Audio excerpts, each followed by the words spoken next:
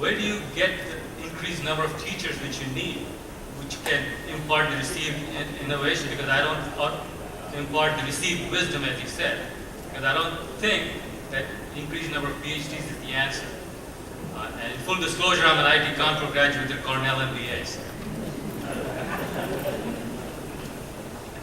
So I certainly think this crisis of imagination that PhDs are the only way in which we develop great teachers who inhabit our universities is one that at least in business schools we're running into in a very significant way.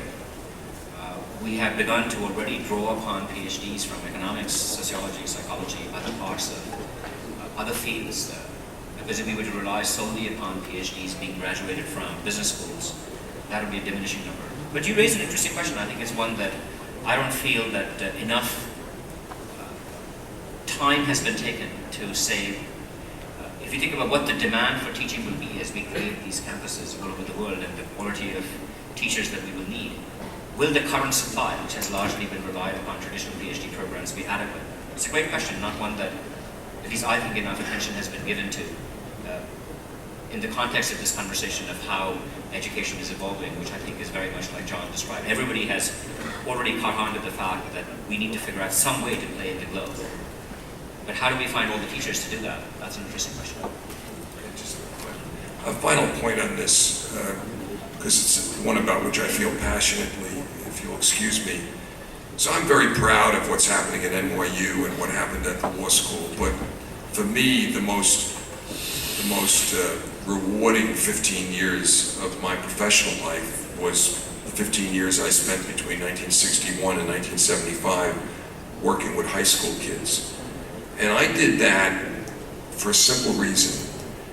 I was convinced by a great teacher that teaching was the most noble thing one could do in life. And we have proceeded in this country, in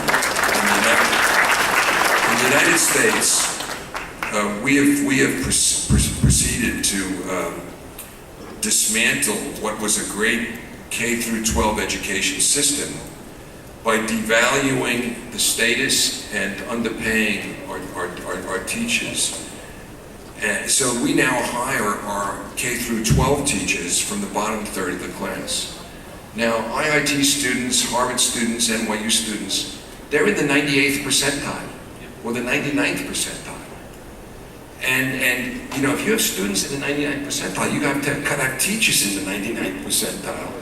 And yet our society's got things so out of whack that much of that high talent, because of obviously financial remuneration, but also because of status and a whole host of other things that go deep into societal values, is going into unproductive or certainly less productive areas. And we've got to, as a society, address that. And the first and single most important thing we can do about the supply of teachers is to elevate the status of teachers and to vote as taxpayers or in other ways to put more money into the teaching enterprise, beginning with K through 12. Thank